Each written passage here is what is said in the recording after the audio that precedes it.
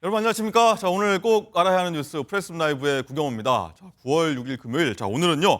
건강 관리 주제로 저희가 문을 열도록 하겠습니다. 자, 바로 갱년기. 자, 새로운 삶을 살아간다라는 뜻이라는데 자, 온몸의 변화 이렇게 좀 감당하기가 쉽지는 않죠. 뭐 변화가 굉장히 좀 적응하기도 쉽지 않고.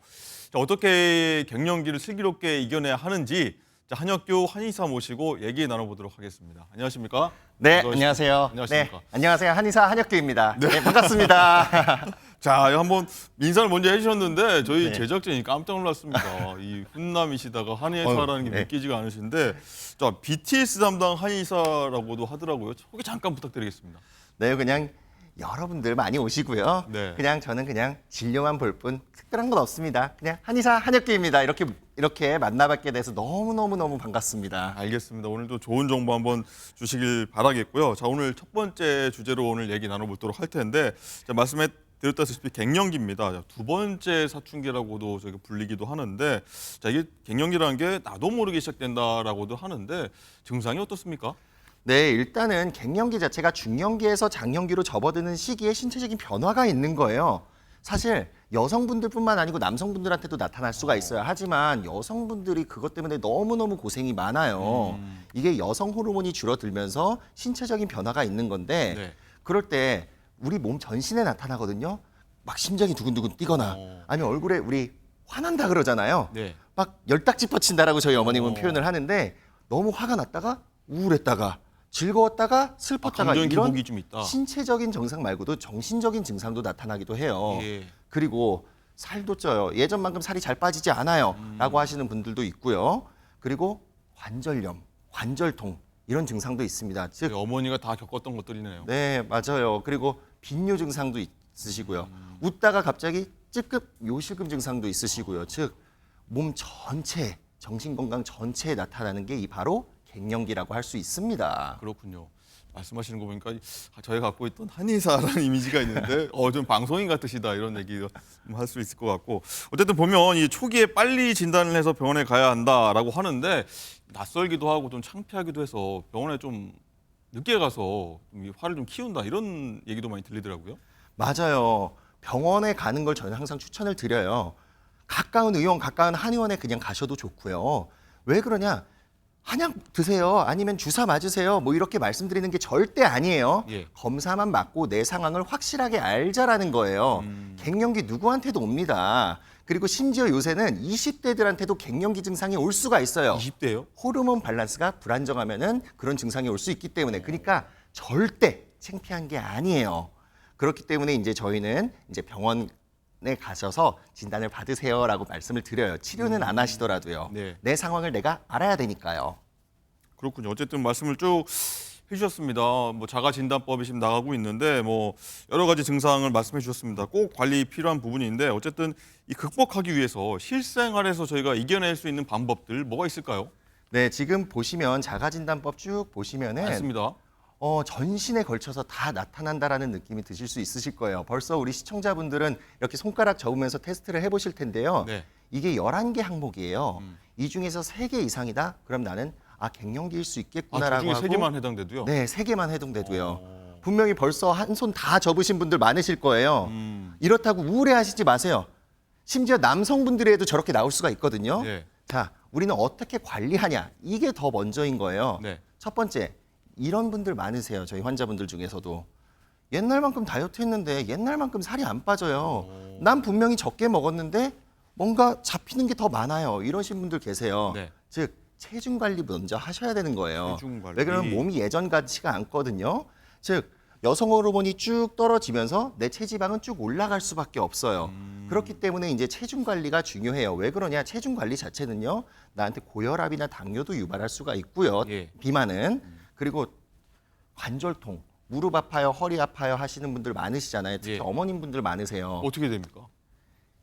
이 무릎은요. 내 체중의 4배를 지탱하고 있는 거예요. 즉 내가 1kg이 늘어난다. 무릎이 지탱하는 하중은 4kg을 지탱하고 있는 거예요. 즉 그러면 1kg이 빠진다라고 했을 때는 4kg이 빠진다라고 볼 수 있기 때문에 체중 관리는 관절 통과도 연관이 있습니다. 그래서 꼭 해야 될 게 체중 관리. 네. 네, 그렇게 볼 수 또 있습니다. 하나 뭐 있을까요? 한가 더 설명. 네네. 체중 관리를 할 때 그럼 난 유산소 운동만 해야지. 아니요. 근력 운동도 중요해요. 네. 이런 말이 있어요. 뼈는 절대로 근육을 이길 수가 없다. 즉 요새 근테크라고도 하잖아요. 금테크. 네. 금테크 말고 근테크입니다. 내 근육을 어떻게 관리하냐가 결국에 내 갱년기를 어떻게 관리하냐예요. 즉 근력 운동도 해주시고요. 즉 항상 말씀을 드리는 게 단백질 제일 중요해요. 그리고 어머님분들 믹스 커피 많이 드시고 아이고 믹스 커피도 있으니까 쿠키까지 드시고 하시는 분들 계시거든요. 저도 그러는데. 쿠키가 나쁘다라는 게 아니에요. 예. 믹스 커피를 이만큼 그리고 쿠키를 이만큼 먹었을 때 많이 나쁘다는 드시니까. 거예요. 즉 빠른 탄수화물, 정제된 탄수화물 그리고 단당류는 최대한 자제해 주시는 것이 좋습니다. 그리고 제가 믹스 커피를 말씀을 드렸는데요. 네. 믹스 커피 자체에 뭐가 들어있어요? 카페인이 들어있죠. 그렇기 때문에 카페인을 많이 섭취하는 것도 좋은 방법은 아니에요. 갱년기라고 했을 때는 불면증 증상을 호소하시는 분들도 굉장히 많거든요. 예. 그렇기 때문에 너무 많은 카페인을 섭취하시는 것도 좋은 방법은 아닙니다. 또 체중 물 많이 관리. 드셔주시고요. 채소도 고기만큼 많이 드셔주시고요. 어쨌든 체중 관리, 식이요법 이런 거 중요하다 말씀하신 것 같고 아까 서두에 말씀하셨다시피 남성들도 이 갱년기 온다라고 해서 저도 굉장히 말씀 듣고 불안해졌는데 어떻습니까? 실제로 상담하시러 오는 분들 중에 이 우울증 많이 온다, 겹친다 이런 얘기도 하는데 어떻습니까 증상이? 네, 지금 이제 날씨가 조금 선선해졌잖아요. 남성분들, 내가 여태까지 어떻게 살았지? 내 존재가 뭐지? 가을 탄다 그러죠. 네. 맞아요. 가을 타는 것 자체가 남성 갱년기의 초기 증상 중에 하나예요. 요즘 제가 살짝 오는 것 같은데. 네, 그리고 여성분들 같은 경우도 어떻게 말씀을 하시냐면은 아까 말씀드렸듯이 막 친구들과 즐겁다가도 집에 가면 우울해져요. 내 남편, 내 자녀들이 미워져요. 또 미워지니까 내가 왜 그럴까 하고 또 우울해져요. 이 악순환이 계속 반복이 되는 거예요. 즉 갱년기를 빨리 제가 관리를 하세요라고 말씀을 드리는 게 신체적인 것도 있지만 이렇게 정신적인 것도 있습니다. 우울증이 굉장히 무섭거든요. 그럼 뭐 사실. 가족들의 좀 관심이 좀 더 따뜻하게 좀 살펴야겠네요. 네, 맞아요. 이게 본인 말고도요. 가족분들께서도 더 즐겁고 화목한 분위기를 만들어 주시는 것도 좋고요. 본인도 집에 있지 마세요. 지금 이제 날씨 좋잖아요. 뒤에 등산이라도 하시고 친구랑 만나서 차도 한잔 하시고 이런 거를 저는 항상 추천드려요. 알겠습니다. 뭐 저도 한번 조심하고 시청자 여러분도 많은 도움이 됐길 극복하는 데 도움이 됐길 바라겠습니다. 자, 오늘 말씀 여기까지 듣겠습니다. 고맙습니다. 네, 감사합니다. 네.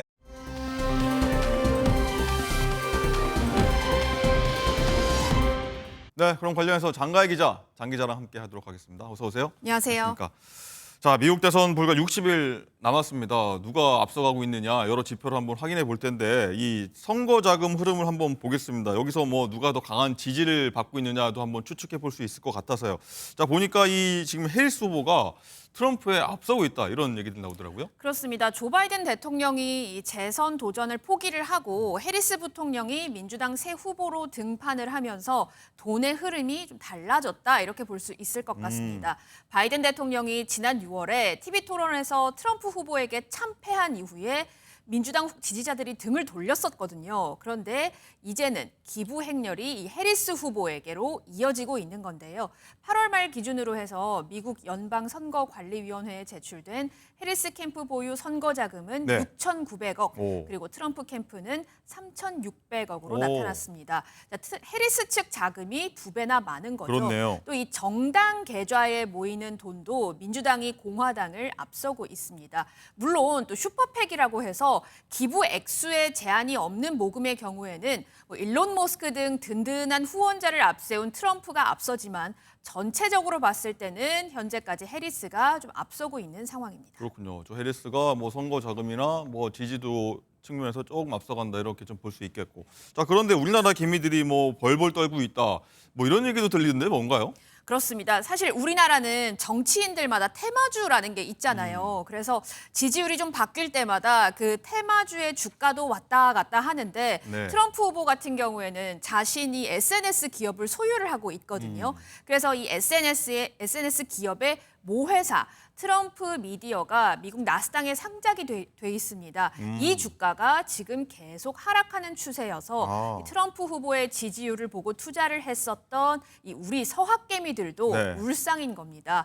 해리스 쪽으로 무게추가 좀 옮겨지는 모양새니까요. 네. 오늘 새벽에 이 트럼프 미디어 주가가 17.4달러를 기록했는데 불과 3개월 전과 한번 비교를 해보면 6월 달에는 46.75달러였으니까 지금 한 주당 30달러 가까이 많이 떨어진 떨어졌네요. 거예요. 그렇습니다.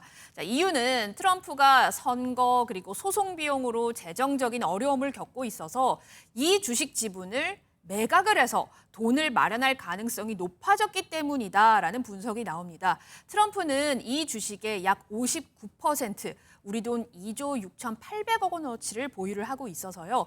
트럼프 지지율이 또 열세면 열세일수록 또 선거 자금이 안 모이면 안 모일수록 투자자들의 불안감이 커질 것이라는 분석이 나오고 있습니다. 그렇군요. 자, 일단은 뭐 지지율이든 선거 자금이 좀 뒤처지고 있다는 트럼프 뭐 걱정이 많을 것 같은데 네. 그래서인지 뭐 화보집까지 냈다고 하는데 그런 이유입니까?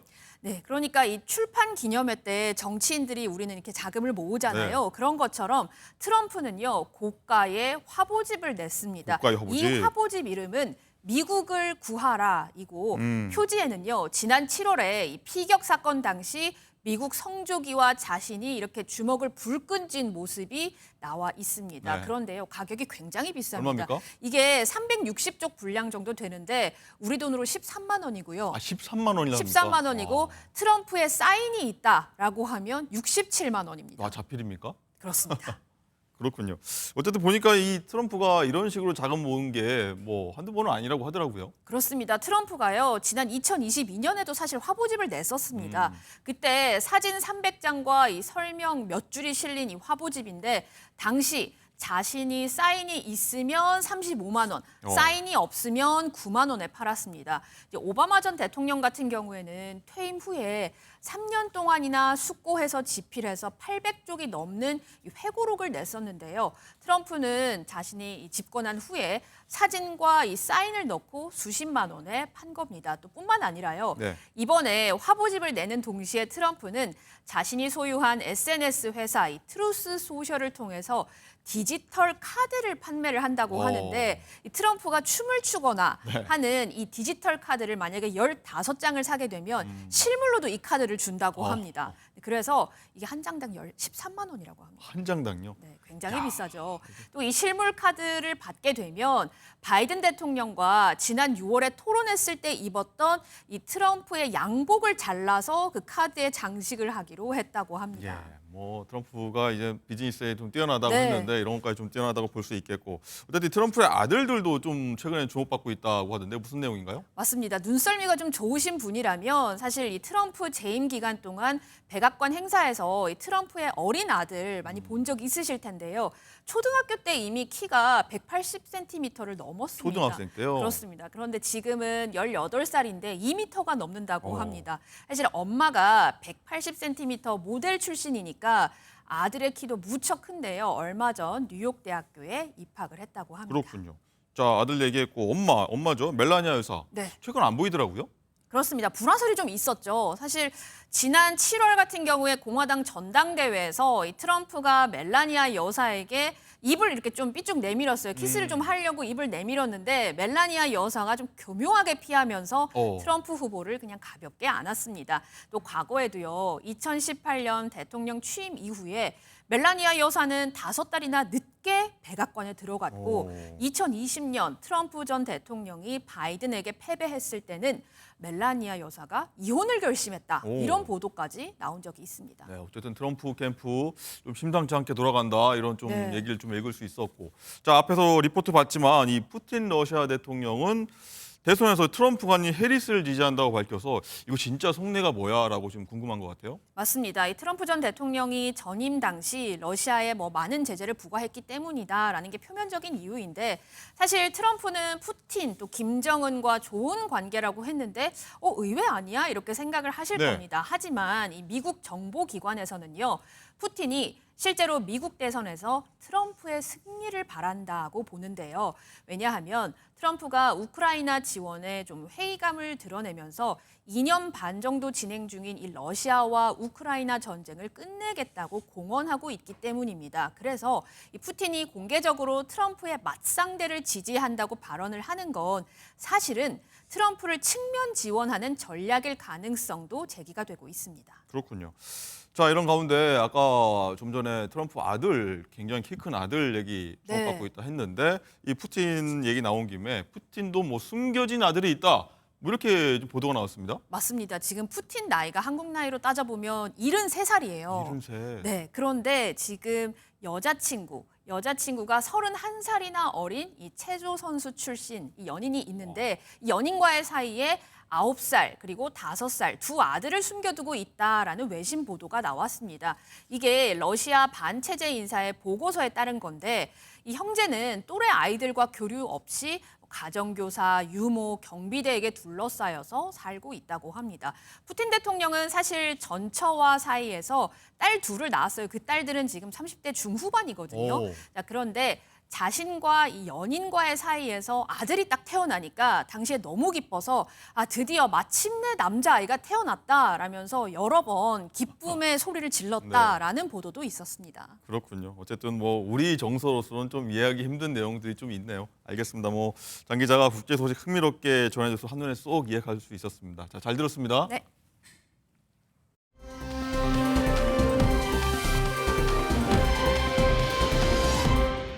네, 이번엔 사건 전문가 모시고 우리 사회 곳곳의 사건 사고 한번 짚어보도록 하겠습니다. 안녕하십니까? 안녕하세요. 안녕하세요. 자, 서울 도심 아파트 내에서 무참히 이웃을 살해했던 이른바 일본돌 살인 사건 저희가 많이 다뤘었는데 기억하실 겁니다. 자, 장가희 기자, 이 사건 피의자가 범행 당시에 어떤 모습들이 곳곳에서 했던 포착돼 갖고 또 한 번 충격을 안겨주고 있습니다. 그렇습니다. 이게 지난 7월이었죠. 밤 11시가 넘은 시각에 서울 은평구 아파트 정문 앞에서 벌어진 일본도 살인사건 범인의 모습이 담긴 CCTV가 공개가 됐거든요. 영상이 준비되어 있습니다. 영상 보시죠. 네. 사건 당일 피해자가 담배를 피우러 집 밖에 나왔다가 같은 아파트 주민 백모 씨가 휘두른 일본도에 찔려서 무참히 살해됐는데 지금 보이시죠? 네. 이제 백 씨가 공격으로 어깨를 베인 피해자가 처음에 이 경비원에게 다급하게 달려와서 도움을 요청을 했는데 이제 경비원이 있는 곳에 사실 저렇게 울타리가 있어서 경비원에게 직접 닿지는 못했습니다. 자, 그런데 그 사이에 저렇게 백 씨가 피해자에게 마구 흉기를 휘둘렀고요. 피해자는 몇 걸음 가지도 못하고 쓰러졌습니다. 네, 지금 저렇게 무참하게 네. 어우. 정말 안타깝습니다. 자, 그런데 이후에 이 칼을 휘두른 백 씨가 또 엘리베이터에서 포착이 됩니다. 자, 그런데 엘리베이터에서 포착된 CCTV를 보면 더욱 기가 막힌데요. 자, 온몸에 또 피가 묻어 있고 그랬겠죠. 또 범행에 사용된 일본도는요 휘어져 있었습니다. 얼마나 그 무참하게. 단단한 칼이 휘어졌어요. 그렇습니다. 지금 나오고 있네요. 네. 네, 저렇게 영상이 다 보이시죠? 네. 백 씨는 피 묻은 손을 바라보거나 거울을 보면서 머리를 만지는데요. 이후 집에서 옷을 갈아입고 방 안에 앉아 있다가 별다른 저항 없이 체포가 됐다고 합니다. 야, 참 저희가 뭐라고 설명을 해야 될지 보면서도 좀 참담한데, 자, 변호사님, 이 사건 이후에 보면 이런 피의자를 옹호한 댓글이 있었다고 해서 참 많은 분노가 좀 일었는데 한번 내용을 읽어드리면 범행 동기가 공익적이었다, 뭐 대의를 위한 거다. 굉장히 유족을 2번 죽이는 댓글인데 알고 보니까 변호사님 이게 그 피의자 아버지였다고요? 그렇습니다. 저 CCTV 영상이 이제 공개가 되면서 사실은 저 가해자의 행동을 비난하는 댓글이 굉장히 많이 달렸는데요. 그 중에서 저렇게 가해자를 옹호하는 댓글이 눈에 띌 수밖에 없었던 것입니다. 그 내용은요, 짚어주신 것처럼 범행 동기가 사익이 아니라 공익적인 목적이었다라고 한다면 국가는 그에 상응한 보상을 해줘야 된다라는 이야기도 있었고요. 그러면서 본인 자신을 내던지고 대의를 위해서 이런 일을 했다라는 이야기까지 담겼습니다. 무슨 생각일까요? 그러니까요. 아들은 사실상 우리가 정신감정을 해봐야 된다라는 이야기를 할 정도로 뭔가 온전한 판단을 하지 못한 상황에서 저런 행동을 할 가능성도 뭐 배제할 수는 없겠지만 그 아버지조차도 아들이 뭔가 대의를 위해서 이러한 행동을 하고 본인의 몸을 던진 것이다라고 이야기하는 것이 정말 상식적으로 이야기가 되지 않는 부분이고요. 그러다 보니까 피해자 유족 측은요, 이 가해자의 신상 정보를 공개를 해야 된다. 그리고 이 고소를 할 예정이다. 이 아버지에 대해서 고소할 예정이다라고 밝히고 있는 상황입니다. 네. 어쨌든 이 숨진 피해자가요, 아이가 둘 있는 가정이었습니다. 아버지가 저렇게 됐는데 이 피해자들 생각하면 정말 어떤 말을 해야 될지 모를 정도 100배 사죄해도 안 될 것 같은데 너무 뻔뻔한 모습 보이고 있는 것 같은데요. 그렇죠. 이 가족이 이제 인터넷상에 글이 올라왔는데 그 내용을 보고 많은 분들이 또 굉장히 슬퍼했습니다. 왜냐하면 이 매제가 이렇게 사망하고 난 뒤에 조카들은 정말 말을 잃었다라는 이야기도 하고요. 그리고 피해자의 아내의 경우에는 매일매일 울부짖으면서 정말 지옥 같은 생활을 보내고 있는데 어떻게 이렇게 가해자의 부모라는 사람이 이런 댓글을 달 수 있느냐라면서 이제 공분을 표하기도 했고요. 그러면서 신상 정보를 공개를 해야 되고 엄벌을 촉구해야 된다. 우리 가족도 탄원서를 작성을 하긴 하지만 많은 분들이 좀 동참을 해줬으면 좋겠다라는 취지로 탄원서를 올릴 수 있는 링크를 공개를 하기도 했고요. 일단은 지금 일각에서 알려진 바에 따르면 유족 측의 입장에서는 이 부친에 대해서, 그러니까 댓글을 단 부친에 대해서 사자 명예훼손 혐의로 일단은 고소장을 제출할 예정으로 알려졌습니다. 그렇군요.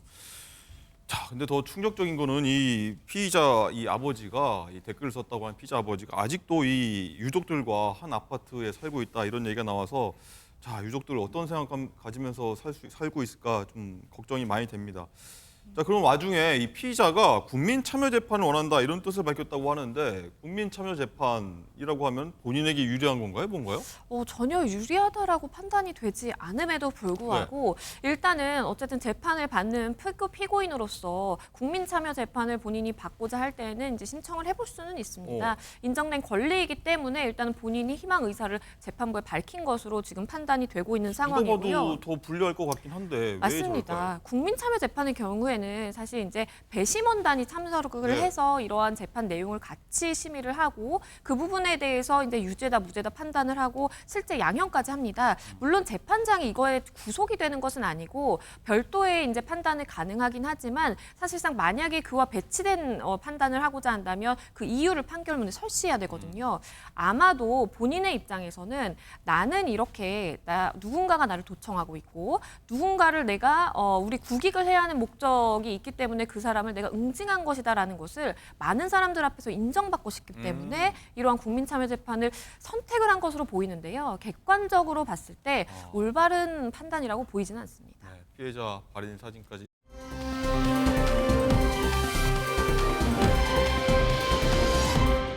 자, 어제도 잠깐 전해드린 바가 있는데 이 트로트 가수 김수찬 씨가 이 아버지로부터 또 아버지가 얘기가 나오는데 아버지로부터 피해를 좀 받은 걸 공개를 한 바 있어서 좀 많은 공분을 샀었는데 이제 뭐 아들과 아버지의 진실 공방으로 좀 2라운드로 흘러가는 모양새인데 장가희 기자, 이 김수찬 씨가 이 아버지 입장에 대해서 또 한 번 반박을 했어요. 어떤 내용이죠? 네, 어제 팬카페에 김수찬 씨가 글을 올렸는데요. 김수찬 씨는 이 아버지를 흥신소를 고용해서 저와 엄마를 미행하고 또 집 앞에서 잠복하면서 저와 엄마를 치밀하게 괴롭혀 오신 분이다라고 했습니다. 네. 또 아버지가 김수찬 씨 명의로 대출을 받았다고 해요. 근데 여기에 대해서 아버지는 이거 아이 학자금이다라고 주장을 했는데 김수찬 씨는 학자금 대출 외에도 제 명의로 아버지가 은행 대출 받은 거 저 기록 다 있다.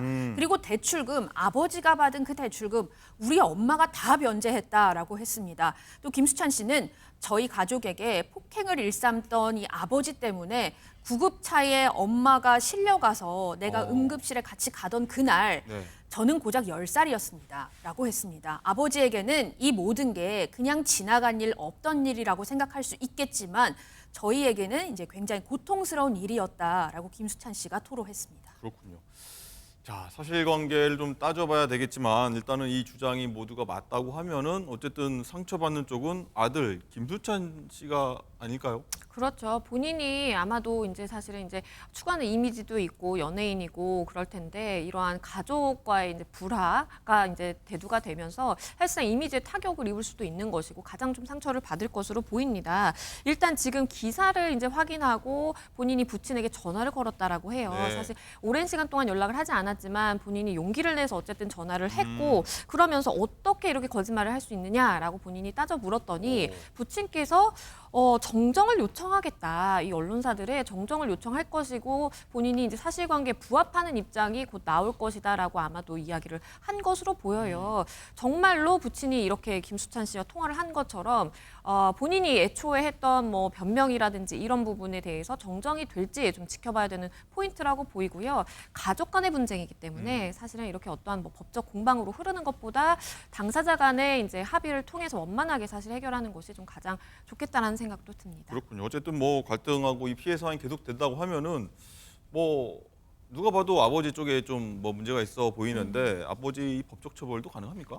만약에 정말 이제 김수찬 씨가 주장하는 부분이 사실이라고 한다면 예. 이렇게 뭐 흥신소를 고용을 해서 미행을 하고 집 앞에서 계속 기다리고 이런 거는 요새 많이들 아시겠지만 이제 스토킹 행위가 해당이 될 수 있습니다. 그렇기 때문에 뭐 불안감을 조성을 한다라든지 계속 집 앞에 쫓아와가지고 뭐 연락을 원치 않는데 취한다라든지 문제가 될 수 있고요. 더불어서 이제 과거의 가정폭력이기는 한데요. 만약에 이제 공소시효가 이제 끝나지 않은 상황이라고 한다면 여전히 처벌 가능성은 사실 있습니다. 물론 본인이 어떠한 처벌의 의지라든지 이제 피해자인 어머니나 이제 김수찬 씨가 의지를 가지고 있다면 충분히 처벌까지 이어질 수도 있는 그런 상황으로 보이고요. 네. 일단은 뭐 명의 대출을 받았다라는 부분에 대해서는 김수찬 씨도 동의를 했는지 여부가 좀 판단이 돼야 될 것으로 보입니다. 네. 여튼 참 왜 이러나 아버지들 왜 이러나 한번 사건 두 개 한번 봤고요.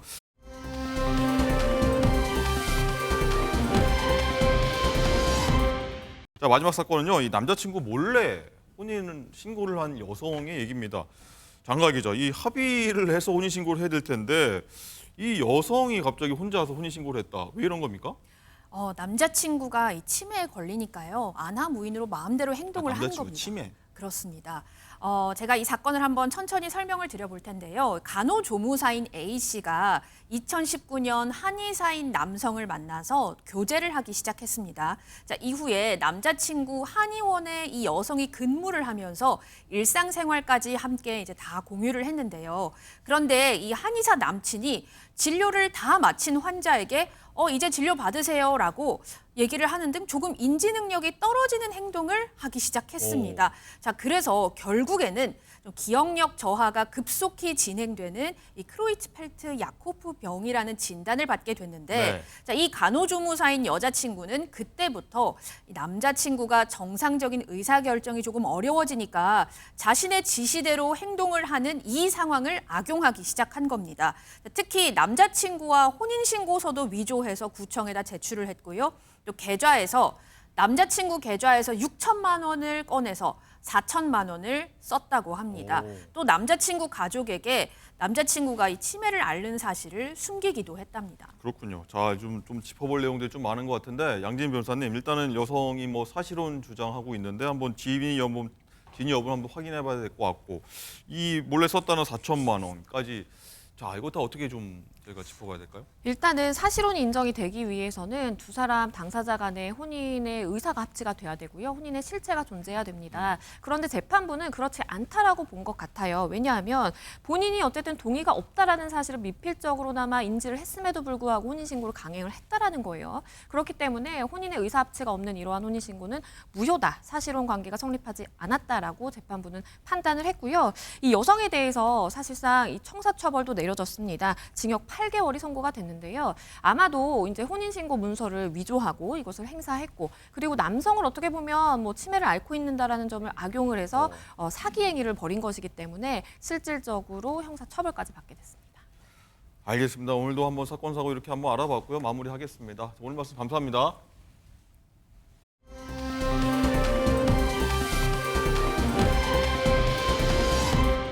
네, 그리고 앞서 한번 저희가 잠깐 언급했던 의료 상황 최근에 참 안 좋은데, 자, 국민의힘 인효한 의원 많이들 기억하실 겁니다. 인효한 의원이 수술 청탁 의혹을 받았다고 해서 떠들썩합니다. 자, 이인 의원은 그런 건 아니다, 이런 취지로 해명했는데 비판이 이어지고 있습니다. 정태진 기자 보도 보시고 정치권 상황 짚어보도록 하겠습니다. 국회에서 열린 추경호 국민의힘 원내대표의 교섭단체 대표연설 시간. 의사 출신 인효한 최고위원이 휴대전화를 만집니다. 부탁한 환자 지금 수술 중. 너무 위험해서 수술해도 잘 살 수 있을지 걱정이란 문자에 인 최고위원이 감사라고 답한 장면이 포착됐습니다. 민주당은 즉각 우리 국민들은 어떡하느냐, 이게 나라냐며 비판을 쏟아냈습니다. 빽 있는 권력층은 의료 붕괴 상관없다는 뜻 아닙니까? 김영란법 위반으로 권익위의 수사가 필요하다는 파상 공세도 펼쳐졌습니다. 대학병원에 수술 빨리 해달라고 청탁하는 게 청탁금지법 위반입니까 아닙니까? 그 지침에 위반된다면은 당연히 위반일 수도 있겠습니다. 인 최고위원은 취재진에 집도의와 아는 사이여서 단지 수술을 잘 부탁한다고 한 것밖에 없다며 환자는 지인이 아니라고 청탁 의혹을 부인했습니다. 또 문자를 삭제하려 하는 듯한 모습엔 원래 문자를 보고 다 삭제한다고 해명했지만 당내에서도 비판이 쏟아지고 있습니다. 한동훈 대표도 이를 즉각 보고받은 가운데 국민의힘 핵심 관계자도 지도부의 부적절한 처신이라며 상황을 지켜보겠다고 전했습니다. 인요한 최고위원의 문자를 두고 당분간 큰 파장이 예상됩니다. MBN 뉴스 정태진입니다.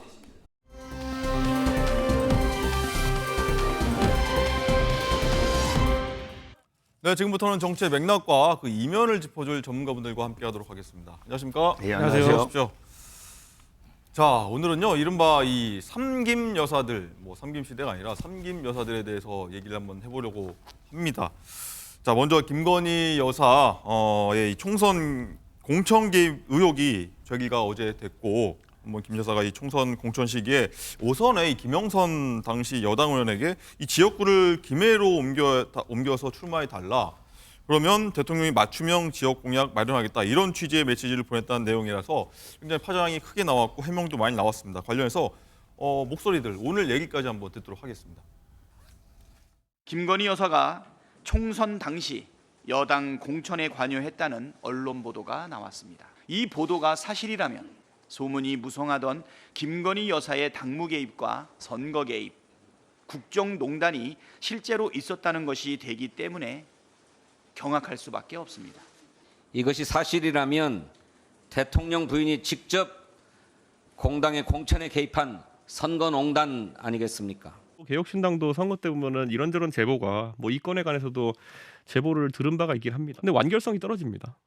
나와 있는 정보만으로는 미수인지도 판단이 불가능해요. 어제 김건희 여사 공천 개입 논란도 좀 논란이 있거든요. 뭐 언론에 나오는 그런 사람들에 대해서는 컷오프 했던 걸로 저는 알고 있습니다. 특별히 제가 더 드릴 말씀은 없네요. 네, 상황이 이렇게 됐고 일단 김 전 의원이 공천에서 배제되자 뭐 붕괴하면서 그 메시지를 주변 의원들한테 보여줬다고 했는데 김 의원은 정작 이게 무슨 소리냐며 지금 펄쩍 뛰는다는 지금 화면에 나가고 있고요. 자, 서정욱 변호사님께 한번 여쭤볼게요. 이 대통령실에서는 이게 다 컷오프가 됐고 공천까지 안 됐는데 이게 무슨 공천 개입이냐 이렇게 펄쩍 뛰는 것 같아요. 일단 이제 그 김영선 의원 당사자가 네. 뭐 전에는 이제 그 사실 무고이다 하니까 이제 그 당사자 일단 부인하고 있고요. 뭐 예를 들어 이제 이걸 뭐 보도 안 돼서 만약에 텔레그램을 가지고 있다. 그렇다 하더라도 저는 이거는 이제 국정농단이나 공천 개입 불법 이런 거라 볼 수가 없어요. 어떤 이유였었죠? 예를 들어 이제 그 공심위원들한테 대통령이 뭐 문자를 하거나 압력을 하면요. 그거는 이제 대통령은 공무원이잖아요. 공천 관련해서요. 예. 그러면 이제 그 옛날에 박근혜 대통령도 처벌됐지만 공무원이 뭐 정치에 개입하거나 또는 이제 그 공천에 직접 개입하면 그거는 이제 문제되잖아요. 그런데 김건희 여사는 일단 공무원이 아니에요. 민간인 사인이죠. 네. 사인이 공관위원한테 한 것도 아니에요. 그냥 친분 있는 김영선 의원한테 상의해 볼 수도 있잖아요. 거기 어려우니까 그 다른 데 가면 어떻겠니? 이런 것도 못합니까? 제가 고향이 합천인데 김태호 선배하고 문자하면서 아니 김태호 선배 그냥 양산에 가십시오. 김동완 잡으러 가십시오. 이 문자하고 똑같은 거예요. 사인끼리 그렇잖아요. 거기 뭐 김건희 여사가 공천 개입해가지고 공천을 받은 것도 아니고 원래 그것도 컷오프고 옮겨도 컷오프예요. 만약에 국정을 농단하고 마음대로 그 공천 개입했으면 컷오프 됐겠습니까? 경선의 기회는 죽겠죠. 따라서 이거는 아무런 게 저는 문자가 있는지도 모르겠지만 네. 있다 하더라도 보도만 보면 그냥 친분 있는 사람끼리 충분히 상의할 수 있는 이런 거지. 이걸 이게 뭐 공무원이 국정에 개입해서 농단한 것처럼 이렇게 과장하면 안 됩니다. 네. 자, 강성필 대변인 생각 좀 궁금한데 일단 야당에서는 공천 개입 드러났다면서 이거 특검 내용에 넣겠다라고 일단 얘기를 한 상황이고 아까 이준석 그 의원도 보니까 내용을 좀 봤다고 하는데 이거 쭉 보니까 좀 애매해서 자기도 얘기를 안 했다는 취지로 얘기했거든요. 이게 뭐가 맞습니까? 일단 이게 사실로 밝혀지는 데까지는 여러 가지 증거들이 필요합니다. 네. 그렇기 때문에 당연히 이준석 의원으로서는 신중해야 될 필요가 있겠죠. 네. 하지만 이미 이게 이제 언론에 공개가 돼버렸기 때문에 저희 민주당으로서는 지적하지 않을 수가 없고 특검까지 하겠다라고 하지 않을 수가 없는 상황인 겁니다. 그러니까 국민의힘에서는 방금 말씀하신 것처럼 김건희 여사가 김영선 의원과 상의했다는 거 아니겠습니까? 근데 상의를 바꿔서 말하면 그게 개입이 되는 거예요. 그리고 사인이면은 괜찮다. 공무원이 아니니까 괜찮다. 그럴 수도 있습니다. 하지만 그 사인이 영부인이라는 것이 문제가 되는 것입니다. 네. 그리고 이 문제가 사실 여의도에서는 이전부터 좀 파다하게 있었습니다. 그렇기 때문에 모 패널이 모 방송에서 다음 주에 용산과 창원에 먹구름이 낄 것 같다 라는 식으로 방송까지 했거든요. 이 정도로 다 알려져 있는 거예요. 그리고 대통령실의 지금 해명이 사실 부적절합니다. 왜냐하면 김건희 여사가 했다 안 했다를 말을 못해요. 만약에 했다고 하더라도 뭐 미수에 그친 거 아니냐, 불발에 그친 거 아니냐 이런 식의 해명인 거거든요. 이 말은 저희 민주당이 보기에는 아마도 김건희 여사가 혹여라도 개입했을 수 있다는 가정하에 아직 김건희 여사한테 차마 확인을 못한 것 같아요. 그래서 최소한의 대응을 하고 있는데 이런 것들이 어쨌든 국민들이 보시기에 너무 부정적으로 볼 것 같아 이게 우려스럽습니다. 그런데요. 예. 지금 이제 그 민주당은 죄형 법정주의가 뭔지를 잘 모르는 것 같아요. 죄형 법정주의. 네. 무슨 말이냐면 이게 도덕의 문제와 정치 문제와 위법, 법의 문제는 틀려요. 예를 들어 이게 특검은요. 법의 영역이잖아요. 네. 그럼 죄형 법정주의라는 건 뭐냐 하면 이제 그 어떤 범죄하고 처벌이 법에 규정돼야지 처벌할 수 있잖아요. 김건희 여사가 문자 보냈다 치고 네. 그럼 이게 특검할 때요. 무슨 법을 어겼다고 할 겁니까? 우리나라 법에 뭐 영부인, 공천, 문자금지법 이런 법이 있습니까? 아니 무슨 법을 어기가 처벌이 돼야 뭐 이게 특검을 하잖아요. 이번에 그 김영란법도 그러더니 도저히 법조문을 좀 보세요. 그런 법이 무슨 법 몇 조를 어겼기 때문에 몇 조에 처벌되기 때문에 특검한다. 그게 없어요. 그냥 비난할 정치적 비난이나 도덕 문제도 무조건 이게 특검 이럽니다. 뭐 규범에는 문제 있을지라도 규정에는 뭐 문제가 없다 이런 좀 해석을 하겠습니다. 자 그리고요 이 오늘 김 여사의 명품 수수 의혹 기소 여부를 가릴 검찰 수사심의위원회가 오늘 오후에 열립니다. 자, 수심이라고 하면은 줄여서 수사를 계속할지 말지 뭐 기소를 할지 말지 한 번 더 보겠다는 건데. 자, 소 변호사님 잘 아실 것 같습니다. 이 내용. 뭐 수심위가 열리면 어떤 논의가 이루어지고 뭐 나아가서 어떤 결과가 나오리라고 좀 보십니까? 아마 근데 그 15분이 모여가지고요. 예. 거기는 이제 법조인도 있고 비법조인도 많아요. 그래가지고 이제 이거 한 6가지를 심의합니다. 김건희에서 이제 그 파우치백이 김영란법 어기냐, 또는 이제 그 변호사법이나 알선수재 어기냐, 그 다음에 그 직권남용, 뇌물수수, 증거인멸 뭐 이런 걸 이게 그 심의를 해서 표기를 하는 거죠. 뭐 검찰뿐만 아니라 뭐 다양한 분들이 모여서 객관적으로 한번 보겠다 이런 내용인 거죠. 이제 그 양쪽의 설명을 좀 듣고, 네. 그 다음에 이거 서류도 보고 정리한 거, 네. 그리고 이제 토론도 하고, 이래가 아마 밤늦게 아마 결론이 나올 것 같아요. 몇 대 몇. 근데 이거는 저는 큰 의미가 없다 봐요. 구속력이 없어요. 구속력이. 그래서 이제 이원석 총장은 이걸 따르겠다 하잖아요. 네. 근데 이미 총장은 레임덕으로 끝났어요. 총장은 13일 퇴임식 합니다. 네. 그래서 이제 아마 남았나요? 중앙지검 수사팀은요, 어떤 결과가 나오든지 그냥 무혐의를 할 겁니다. 아, 무혐의로 예상하시는군요. 예.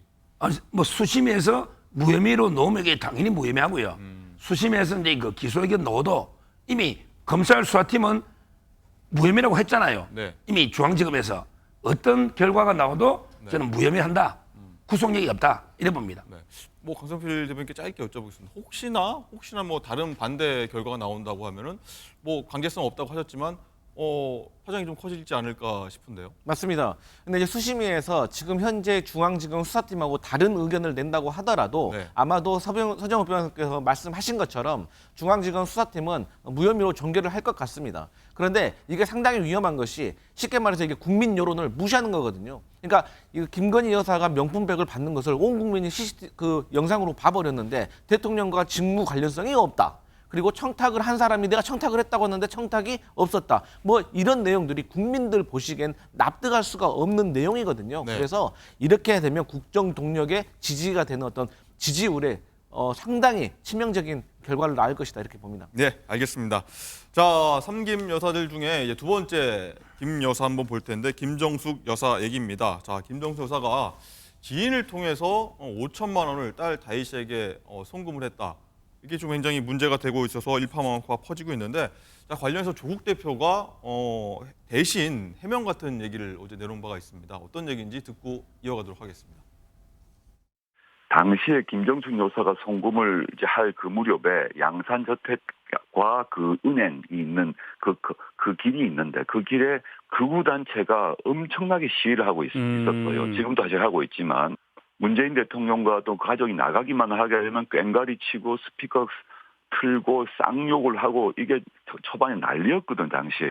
그런 상태에서 그 김정숙 여사가 은행으로 나갈 수 없는 조건이었고 그리고 김 여사가 나이가 드셔서 그런지 또는 뭐 익숙하지 않으셔서 그런지 이제 전화기로 송금하고 이런 걸 잘 못하신답니다. 바깥에는 너무 시끄럽고 은행 가면 따라올 거다. 그러니까 요렇게 좀 대신 해주세요. 그리고 내 이름 넣어주세요.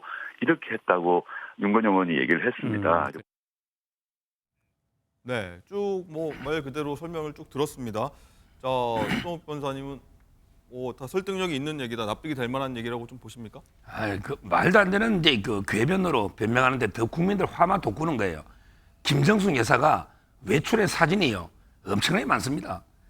외출도 못할 정도로 포위되고 감옥처럼 해놨습니까? 경호만 해도 몇십 명인데 외출한 사진 한번 확인해 보십시오. 이게 문제고요. 두 번째 하나만 더 지적하면 이게 본질은요. 본질은 누가 보냈냐가 중요한 게 아니고 왜 현금으로 보냈고 그 현금이 어디서 났을까? 이게 본질이잖아요. 왜 그러면 다른 사람 시키더라도 그냥 카드 줘가지고 은행 가서 카드로 보내든지 그렇잖아요. 아니면 이제 그냥 계좌 이체하면 되지. 예금이 없습니까 계좌에?